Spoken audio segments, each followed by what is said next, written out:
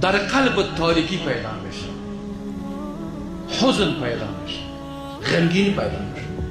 ما بسیار دوستان سراغ داریم آمده یا از طریق صفحات مجازی قیمت صحبت کردن، تلفن کردن، مولوی صاحب وضعیتم خراب است، دلم تنگ است، آرامش نداره، هیچ آرامش نداره، نه از دلار کم است نه از پیسه. اقتصادم بیخی با حدی بالاست، موتری مدل بالا دارم، های شنوش بلند منزلات دارم، لیکن چقدر یک هفته یک ماه شد که دلم کفی در آیست سکون. ما ذکر بکنیم در رسول الله درود بخواه، ای سکون و آرامش.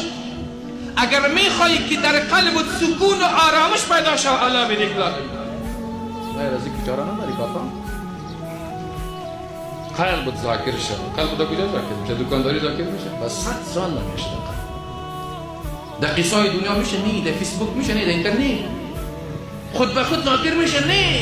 دوستان داره کاکا به خاطر گراف قلبی به هندوستان و پاکستان میروی، مجبور هستی که پیش مشایخ برو، پیش اولیاء و صلحا برو، زانو بزن، در مجلسی از اونا بشین که تو در قلب تو خشیت پیدا شود، در قلب تو اصلاحات بیاد، قلب تو با واسطه صحبت اولیاء و صلحا و مشایخ ذاکر شود.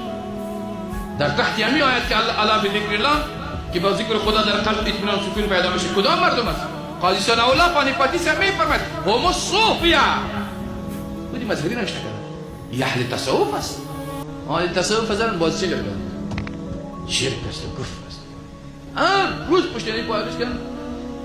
یک کسی ذکر بگه دیوانه است میگه، کسی که میگه